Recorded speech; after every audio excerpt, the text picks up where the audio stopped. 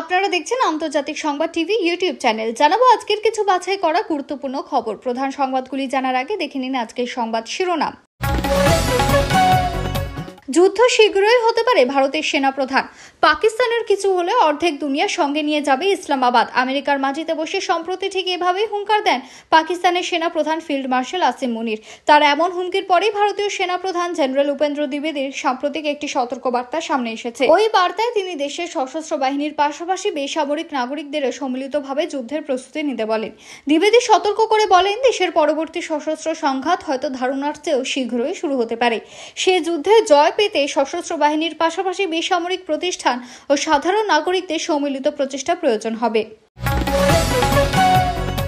চীনে দুই যুদ্ধ জাহাজের সংঘর্ষ। সাগরে চীনের পিপলস লিবারেশন আর্মি নেভির একটি টাইপ 052D ডেস্ট্রয়ারের সঙ্গে সংঘর্ষ হয়েছে দেশটির কোস্ট গার্ডের একটি জাহাজের। এই ঘটনা ঘটেছে দক্ষিণ চীন সাগরের স্কারবোরো শোলে। জানা গিয়েছে, ফিলিপাইন কোস্ট গার্ডের একটি টহল নৌকাকে তাড়া করার সময় নৌবাহিনী ও কোস্ট গার্ডের যুদ্ধ জাহাজ দুটির মধ্যে সংঘর্ষ ঘটে। সংবাদ মাধ্যম নিউজউইক জানিয়েছে, সংঘর্ষের ঘটনায় চীনা কোস্ট গার্ডের জাহাজের উল্লেখযোগ্য ক্ষতি হয়। ফিলিপাইন সরকার প্রকাশিত ভিডিও ফুটেজে ধাক্কার মুহূর্ত স্পষ্ট ধরা পড়েছে। অর্ধেক দুনিয়ার সঙ্গে নিয়ে যাওয়ার হুমকি পাক সেনা প্রধানের, যা বলছে ভারত। যুক্তরাষ্ট্রের মাটি থেকে পারমাণবিক যুদ্ধের হুমকি দিয়েছে পাকিস্তানের সেনা প্রধান জেনারেল আসিম মুনির।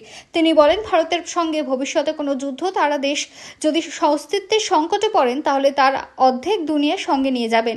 পাক সেনা প্রধানের এমন বক্তব্যকে গভীরভাবে দুঃখজনক আখ্যা দিয়ে কড়া প্রতিক্রিয়া জানিয়েছে ভারত। ফের মুক্তিযুদ্ধের ঢাক মুজিব কন্যার। স্বৈরাচার মুক্ত দেশ করতে 21 দফা দাবি প্রকাশ হাসিনার। বাংলা ভাষার শ্রমিকদের ভিন রাজ্যে হেনস্থায় কি পদক্ষেপ? অভিষেকের প্রশ্নে নীরব কেন্দ্র। বাংলা ভাষায় কথা বলেই বাংলাদেশি সন্দেহ আর তার জেরে ভিন রাজ্যে বাংলার পরিযায়ী শ্রমিকরা চূড়ান্ত হেনস্থার শিকার হচ্ছেন, এমনটাই অভিযোগ। তাদের সুরক্ষায় কি ব্যবস্থা নিয়েছে কেন্দ্র? এই প্রশ্ন তোলেন ডায়মন্ড হারবারের তৃণমূল সাংসদ তথা লোকসভায় তৃণমূলের বিরোধী দলনেতা অভিষেক বন্দ্যোপাধ্যায়। কেন বারবার কাঁপছে তুরস্কের মাটি? ইউরোপ ও এশিয়া দুই মহাদেশের সংযোগস্থলে বিশাল ভূখণ্ড নিয়ে অবস্থিত তুরস্ক। আর এই ভূখণ্ডের নিচে লুকিয়ে রয়েছে প্রকৃতির এক ভয়ানক শক্তি, ভূমিকম্প। সময়টি ছিল 2023 সালের 6 ফেব্রুয়ারি। ভোরের নিস্তব্ধতায় যখন অধিকাংশ মানুষ গভীর ঘুমে ডুবেছিল, কে জানতো সেখানে লুকিয়ে রয়েছে মৃত্যুর নীরব অপেক্ষা। তুরস্কের দক্ষিণাঞ্চলে সেদিন অল্প সময়ের ব্যবধানে আঘাত হানে পরপর দুটি ভয়াবহ ভূমিকম্প। প্রথমটির মাত্রা ছিল 7.8 আর পরেরটি ছিল 7.5 মাত্রার। দুটি শক্তিশালী কম্পন পুরো অঞ্চলকে ধ্বংসস্তূপে পরিণত করে। প্রাণ হারায় 50,000-এরও বেশি মানুষ। ভোট চোর গদি চোর স্লোগানে উত্তাল দিল্লি, অজ্ঞান দুই নেত্রী। ভোটে কারচুপির অভিযোগে ভারতের রাজধানী নয়াদিল্লিতে নির্বাচন কমিশনের কার্যালয়ের অভিমুখে বিরোধী দলীয় প্রায় 300 এমপির বিক্ষোভ মিছিল ঘিরে নাটকীয় পরিস্থিতি তৈরি হয়েছে। রাহুল গান্ধী নেতৃত্বাধীন এই বিক্ষোভ মিছিলে বাধা দেয় পুলিশ। পরে রাহুল গান্ধী ও তার বোন প্রিয়াঙ্কা গান্ধী সহ কয়েকজন বিরোধী দলীয় এমপিকে দিল্লি পুলিশ গ্রেফতার করে। বাংলায় কথা বলায় তামিলনাড়ুতে পুলিশের হাতে আটক বাংলা শ্রমিক। বিচ্ছিন্ন যোগাযোগ, চরম উৎকণ্ঠায় পরিবার। ফোনে 5 লাখ টাকার ললিপপ অর্ডার করলো শিশু। মায়ের ফোন থেকে অ্যামাজনে 70,000 ললিপপ অর্ডার করে বসেছিল 8 বছরের এক শিশু। দাম $4,000 বা বাংলাদেশি টাকায় দাম 5,10,000 টাকা। ঘটনাটি ঘটেছে যুক্তরাষ্ট্রের কেন্টাকিতে। শিশুর মা হলি লাফেভার্স নিজের ফোন ঘাঁটতে গিয়ে হঠাৎই আবিষ্কার করেন তার ছেলে লিয়াম ফোন নিয়ে খেলতে খেলতে অ্যামাজন থেকে বিপুল পরিমাণ ললিপপ কিনে ফেলেছে। ভারতে আটক 5 বাংলাদেশি বললেন, আমরা শেখ হাসিনার দল করতাম। ভারতের মেঘালয় রাজ্যের দক্ষিণ পশ্চিম খাসি হিলস জেলায় 5 বাংলাদেশিকে আটক করেছে দেশটির নিরাপত্তা বাহিনী। গত শনি ও রবিবার পৃথক অভিযানে তাদের গ্রেফতার করা হয়। তাদের বিরুদ্ধে অভিযোগ, ভারতীয় এক নাগরিকের তারা অপহরণ ও হত্যার চেষ্টা চালিয়েছিলেন। স্থানীয় সংবাদ মাধ্যমগুলো জানিয়েছে, আটক ব্যক্তিদের মধ্যে 3 জন নিজেদের আওয়ামী লীগ কর্মী এবং একজন নিজেকে বাংলাদেশ পুলিশের সদস্য হিসেবে দাবি করেন। 2024 সালের 5 আগস্টের পর তারা ভারতে পালিয়ে যান। আমেরিকায় দাঁড়িয়ে ভারতকে পরমাণু হুমকি আসিম মুনিরের, পাল্টা কড়া জবাব নয়াদিল্লি। ভারতীয় দূতাবাস কর্মীদের হেনস্থার সিঁদুরে নাস্তানাবুদ পাকিস্তানের। বন্ধ জল, গ্যাস, সংবাদপত্র। পেহেলগাঁও হামলার পর ভারতীয় সেনার অপারেশন সিঁদুরে নাস্তানাবুদ হয়েছে পাকিস্তান। সেই জ্বালা মেটাতে এবার ভারতীয় দূতাবাসের কর্মীদের হেনস্থা শুরু করল ইসলামাবাদ। দূতাবাসের কর্মীদের জল, রান্নার গ্যাসের পরিষেবা বন্ধ করে দেওয়া হয়েছে বলে অভিযোগ। এমনকি তাদের দৈনিক সংবাদপত্র দেওয়া হচ্ছে না বলেও অভিযোগ। এতক্ষণ শুনছিলেন সংবাদ শিরোনাম। এবার আসছে বিস্তারিত খবরে। ভিডিওটি ভালো লাগলে লাইক করুন এবং আমাদের ইউটিউব চ্যানেলটি সাবস্ক্রাইব করে আমাদের সঙ্গে থাকুন। আর আপনারা বাংলাদেশ ও ভারতের কোন কোন জেলা থেকে এই খবর দেখছেন তা অবশ্যই কমেন্ট করে জানাবেন। ধন্যবাদ। যুদ্ধ শীঘ্রই হতে পারে ভারতের সেনা প্রধান। পাকিস্তানের কিছু হলে অর্ধেক দুনিয়ার সঙ্গে নিয়ে যাবে ইসলামাবাদ। আমেরিকার মাটিতে বসে সম্প্রতি ঠিক এভাবেই হুঙ্কার দেন পাকিস্তানের সেনা প্রধান ফিল্ড মার্শাল আসিম মুনির। তার এমন হুমকির পরেই ভারতের সেনা প্রধান জেনারেল উপেন্দ্র দ্বিবেদীর সাম্প্রতিক একটি সতর্ক বার্তা সামনে এসেছে। ওই বার্তায় তিনি দেশের সশস্ত্র বাহিনীর পাশাপাশি বেসামরিক নাগরিকদেরও সম্মিলিতভাবে যুদ্ধের প্রস্তুতি নিতে বলেন। দ্বিবেদী সতর্ক করে বলেন, দেশের পরবর্তী সশস্ত্র সংঘাত হয়তো ধারণার চেয়েও শীঘ্রই শুরু হতে পারে। সে যুদ্ধে জয় পেতে সশস্ত্র বাহিনীর পাশাপাশি বেসামরিক প্রতিষ্ঠান ও সাধারণ নাগরিকদের সম্মিলিত প্রচেষ্টা প্রয়োজন হবে। সোমবার ভারতীয় সংবাদ মাধ্যম দ্য প্রিন্টের প্রতিবেদনে বলা হয়, গত 4 আগস্ট আইআইটি মাদ্রাজে এক বক্তব্যে সেনা প্রধানের সতর্কবার্তা দেন। তিনি বলেন, যুদ্ধ শীঘ্রই হতে পারে, সে অনুযায়ী আমাদের প্রস্তুত হতে হবে। এবার এই লড়াই আমাদের সবাইকে মিলে একসঙ্গে লড়তে হবে। সেনাবাহিনীর অতিরিক্ত মহাপরিচালক দপ্তর এই বক্তব্যের একটি ভিডিও প্রকাশ করেছে। ভিডিও তাকে বলতে শোনা যায়, ভবিষ্যতের নিরাপত্তা নিশ্চিত করতে সেনা সদস্য, বিজ্ঞানী, শিল্পখাত, শিক্ষাঙ্গন, নাগরিক সবাইকে সমন্বিতভাবে কাজ করতে হবে। কোনো দেশের নাম উল্লেখ না করে তিনি সতর্ক করেন, আগামী সংঘাতে শত্রুপক্ষ হয়তো একা নয়, বরং অন্য কোনো দেশের সহায়তা পেতে পারে। জেনারেল দ্বিবেদী অপারেশন সিঁদুরের উদাহরণ টেনে বলেন, এটি ছিল অনেকটা দাবা খেলার মতো, যেখানে শত্রুপক্ষের পরবর্তী পদক্ষেপ অনুমান করা কঠিন ছিল। ক্রিকেটের উদাহরণ দিয়ে তিনি বলেন, যদিও টেস্ট ম্যাচ চতুর্থ দিনে থেমে গিয়েছিল, তবে সংঘাত আরও অনেক দিন চলতে পারত। অভিযানের প্রসঙ্গে সেনাপ্রধান বলেন, এই অভিজ্ঞতা দেখিয়েছে যে রাজনৈতিক আস্থা, স্পষ্ট নির্দেশনা এবং সমন্বিত জাতীয় প্রস্তুতি থাকলে ভারত যে কোনো বড় সংঘাত মোকাবিলায় সক্ষম। চীনে 2 যুদ্ধ জাহাজের সংঘর্ষ। সাগরে চীনের পিপলস লিবারেশন আর্মি নেভির একটি টাইপ 052D ডেস্ট্রয়ারের সঙ্গে সংঘর্ষ হয়েছে দেশটির কোস্ট গার্ডের একটি জাহাজের। এই ঘটনাটি ঘটেছে দক্ষিণ চীন সাগরের স্কারবোরা শোলে। জানা গিয়েছে, ফিলিপাইন কোস্ট গার্ডের একটি টহল নৌকাকে তাড়া করার সময় নৌবাহিনী ও কোস্ট গার্ডের যুদ্ধ জাহাজ দুটির মধ্যে সংঘর্ষ ঘটে। সংবাদ মাধ্যম নিউজউইক জানিয়েছে, সংঘর্ষের ঘটনায় চীনা কোস্ট গার্ডের জাহাজের উল্লেখযোগ্য ক্ষতি হয়। ফিলিপাইন সরকার প্রকাশিত ভিডিও ফুটেজে ধাক্কার মুহূর্ত স্পষ্ট ধরা পড়েছে। ঘটনার ভিডিও ফুটেজ অনুযায়ী ফিলিপাইনের কোস্ট গার্ডের অপারেটর রেডিওর মাধ্যমে সহায়তার প্রস্তাব দেন। বিশেষ করে চীনা কোস্ট গার্ডের সাহায্যে থাকা ব্যক্তিদের চিকিৎসা নিয়ে কথা বলতে শোনা যায় ফিলিপাইনের কোস্ট গার্ডের অপারেটরকে। স্কারবোরা শোল একটি সমৃদ্ধ মাছ ধরার এলাকা। ফিলিপাইন ওই এলাকার মালিকানা দাবি করে, জানে বহুদিন ধরেই চীনের সঙ্গে দেশটির বিরোধ চলছে। 2016 সালের হেগের আন্তর্জাতিক সালিসি আদালত চীনের প্রায় পুরো দক্ষিণ চীন সাগরের মালিকানার দাবি খারিজ করলেও বেইজিং তা মানতে অস্বীকৃতি জানায়। ফিলিপাইন কোস্ট গার্ড ও মৎস্য বিভাগের একটি যৌথ মিশন স্থানীয় জেলেদের জন্য সরঞ্জাম ও খাদ্য পৌঁছে দিতে গেলে চীনের কোস্ট গার্ড ও নৌবাহিনী তা আটকানোর চেষ্টা করে। স্কারবোরো শোল থেকে প্রায় 10.5 নটিক্যাল মাইল দূরে চীনা কোস্ট গার্ডের CCG-3104 এবং গাইডেড মিসাইল ডেস্ট্রয়ার গুইলিন ফিলিপাইনের ছোট টহল জাহাজ BRP সুলুয়ানকে ঘিরে ফেলার চেষ্টা করে। ভিডিওতে দেখা গিয়েছে CCG-3104 দ্রুত গতিতে BRP সুলুয়ানের পেছু ধাওয়া করে পানির কামান ছোড়ে। এরপর হঠাৎ ডান দিকে ঘুরে সরাসরি গুইলিনের সাথে ধাক্কা খায়। এতে কোস্টগার্ড জাহাজটির সামনের অংশ মারাত্মকভাবে ক্ষতিগ্রস্ত হয় এবং সেটি অচল হয়ে পড়ে। ফিলিপাইন কোস্টগার্ডের মুখপাত্র জে তারিয়েলা জানান, সংঘর্ষের পরপরই ফিলিপাইনের পক্ষ থেকে চীনা নাবিকদের উদ্ধার ও চিকিৎসা সহায়তার প্রস্তাব দেওয়া হয়। একই মিশনে থাকা কাছাকাছি অপেক্ষমান আরেকটি জাহাজে করে জেলেদের নিরাপদ স্থানে সরিয়ে নেওয়া হয়। অন্যদিকে চীনা কোস্টগার্ড এক বিবৃতিতে অভিযোগ করে বলেছে, ফিলিপাইনের জাহাজগুলো মাছ ধরায় নৌকা সরবরাহ দেওয়ার অজুহাতে তাদের সমুদ্র সীমায় প্রবেশ করেছে। তারা দাবি করে আইন অনুযায়ী তাড়িয়ে দেওয়ার জন্য পদক্ষেপ করা হয়েছে, তবে সংঘর্ষের বিষয়ে কোনো মন্তব্য করেনি। মার্কিন থিঙ্ক ট্যাঙ্ক হেরিটেজ ফাউন্ডেশনের সিনিয়র গবেষক ও সাবেক নৌ অফিসার ব্রেন্ট স্যাডলার বলছেন, এই ঘটনা বিরোধকে আরও উস্কে দিতে পারে। বিশ্লেষকদের মতে চীনা নৌবাহিনীর এই ধরনের সরাসরি সম্পৃক্ততা বিরোধে নতুন মাত্রা যোগ করছে। অর্ধেক দুনিয়া সঙ্গে নিয়ে যাওয়ার হুমকি পাক সেনা প্রধানের, যা বলছে ভারত। যুক্তরাষ্ট্রের মাটি থেকে পারমাণবিক যুদ্ধের হুমকি দিয়েছেন পাকিস্তানের সেনা প্রধান জেনারেল আসিম মুনির। তিনি বলেন, ভারতের সঙ্গে ভবিষ্যতে কোনো যুদ্ধ তাদের দেশ যদি অস্তিত্বের সংকটে পড়েন তাহলে তারা অর্ধেক দুনিয়া সঙ্গে নিয়ে যাবেন।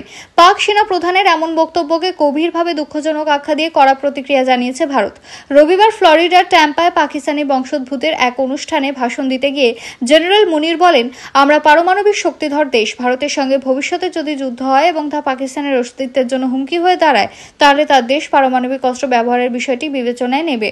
পাক সেনা প্রধানের এমন বক্তব্যের জবাবে ভারতের পররাষ্ট্র মন্ত্রণালয় এক বিবৃতিতে বলেছেন, এ ধরনের দায়িত্ব জ্ঞানহীন মন্তব্য তৃতীয় একটি বন্ধুত্বপূর্ণ দেশের মাটি থেকে করা হয়েছে, যা অত্যন্ত দুর্ভাগ্যজনক। বিবৃতিতে আরও বলা হয়, এটি স্পষ্টভাবে আন্তর্জাতিক সম্প্রদায়ের কাছে একটি রাষ্ট্রের চিত্র তুলে ধরে যেখানে সামরিক বাহিনী ও সন্ত্রাসী গোষ্ঠীগুলো পরস্পরের সাথে যুক্ত এবং পারমাণবিক অস্ত্রের নিয়ন্ত্রণ প্রশ্নবিদ্ধ।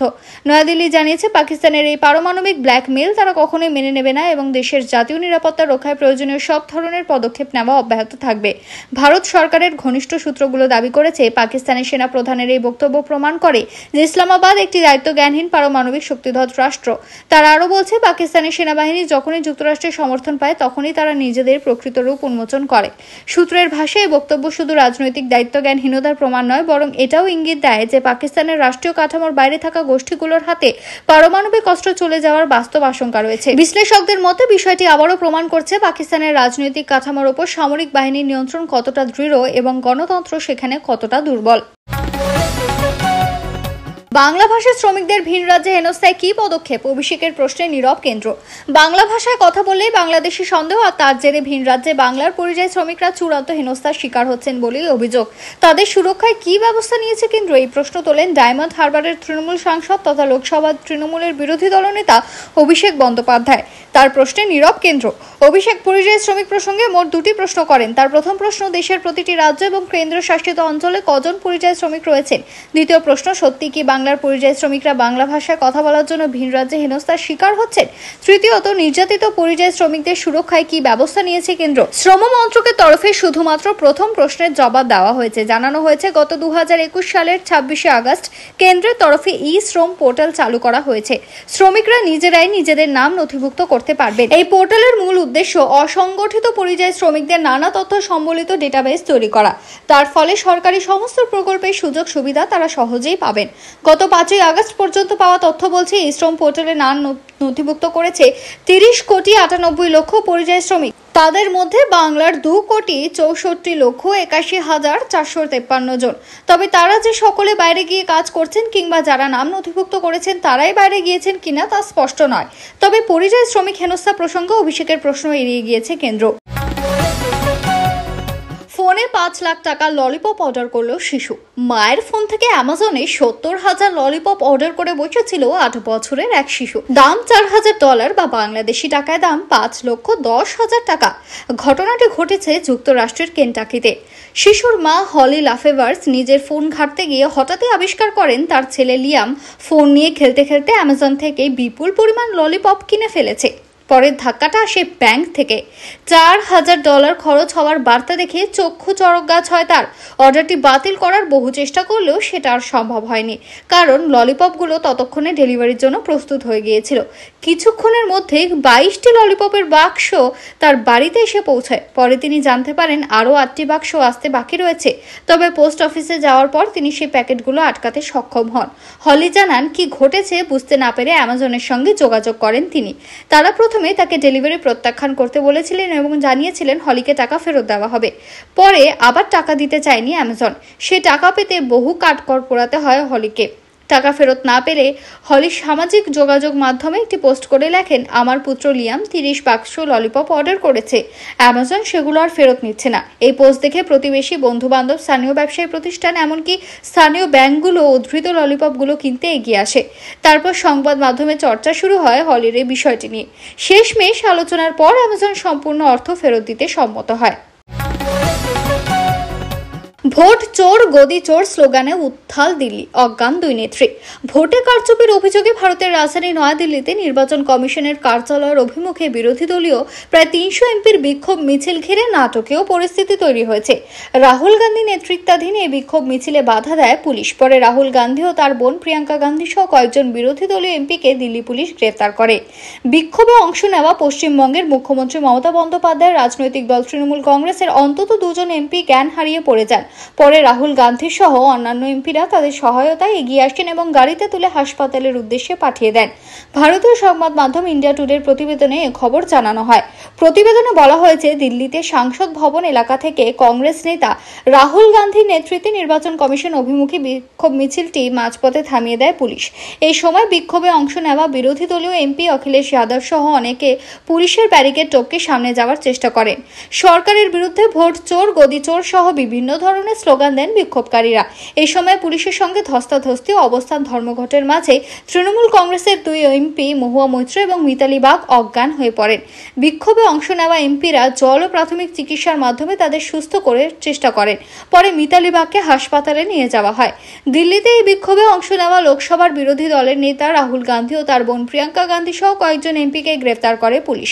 গ্রেফতারের পর রাহুল গান্ধী বলেন, এই লড়াই রাজনৈতিক নয়, সংবিধান রক্ষার জন্য। তিনি বলেন, সত্য পুরো দেশের সামনে। কংগ্রেস সভাপতি মল্লিকার্জুন খার্গে বলেন, জনগণের ভোটাধিকারের সুরক্ষার জন্য গণতান্ত্রিক অধিকার চুরির বিরুদ্ধে এই লড়াই চলবে। তিনি জোর দিয়ে বলেন, বিজেপির কাপুরুষোচিত এক নায়কতন্ত্র আর চলবে না। ভারতে আটক 5 বাংলাদেশি বললেন, আমরা শেখ হাসিনার দলকর্তা।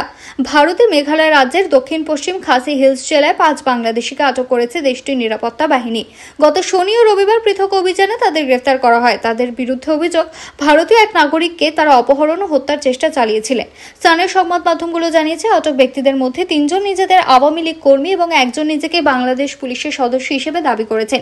2024 সালে 5 আগস্টের পর তারা ভারতে পালিয়ে যান। তাদের আটক হওয়ার মুহূর্তের বেশ কিছু ভিডিও সামাজিক যোগাযোগ মাধ্যমে ছড়িয়ে পড়েছে। ইতিমধ্যে এক ভিডিওতে দেখা গিয়েছে তাদের হিন্দিতে জিজ্ঞাসাবাদ করা হচ্ছে। এই সময় একজনকে বলতে শোনা যায়, আমরা শেখ হাসিনার দল করতাম, অবৈধ সরকার এদেশে চলে এসেছে, তখন ওই আমাদের রাস্তা দেখিয়ে এদেশে নিয়ে এসেছে, আমাদের বাংলাদেশে আমাদের নিরাপত্তা। এরপর চারপাশের মানুষের কথোপকথনের কারণে বাকিটা অস্পষ্টই থেকে যায়। ভিডিওতে দেখা যায় 3 জনের হাত বাঁধা, কারো গায়ে ছেঁড়া গেঞ্জি, কারো আবার গায়ে জামাই নেই। শারীরিক নির্যাতনের চিহ্ন স্পষ্ট। আরেকটি ভিডিওতে দেখা যায় স্থানীয় পুলিশ তাদের বেঁধে নিয়ে যাচ্ছে। সঙ্গে রয়েছেন কয়েকশো গ্রামবাসী। ভারতের স্থানীয় সংবাদ মাধ্যম শিলং টাইমস সহ একাধিক গণমাধ্যম জানায়, গত শুক্রবার সুনামগঞ্জের তাহিরপুর উপজেলার বীরেন্দ্রনগর সীমান্ত সংলগ্ন রংদাঙ্গাই গ্রামে এক 21 বছর বয়সী যুবকের উপর হামলা, অপহরণ ও হত্যা চেষ্টার অভিযোগে পুলিশ শনিবার 4 বাংলাদেশিকে আটক করে। তারা হলেন জামালপুরের জাহাঙ্গীর আলম ও মারুফুর রহমান, নারায়ণগঞ্জের সায়েন হোসেন এবং কুমিল্লার মাহফুজ রহমান। এদের মধ্যে মারুফুর রহমান নিজেকে পুলিশ সদস্য বলে দাবি করেছেন। রবিবার গ্রেফতার হন 5ম আসামি মোবারক মিয়া, যিনি সুনামগঞ্জের তাহিরপুর উপজেলার কলাগাঁও গ্রামের বাসিন্দা। দক্ষিণ পশ্চিম খাসি হিলসের পুলিশ সুপার বি জিরওয়া জানান, রবিবার সকাল 7টার দিকে খঞ্জয় এলাকার গিলাগোড়া গ্রামে গ্রামবাসীদের সহায়তার মোবারক মিয়াকে আটক করা হয়। তিনি ছিলেন ওই হামলা অনুপ্রবেশকারী দলের সর্বশেষ সন্দেহভাজন।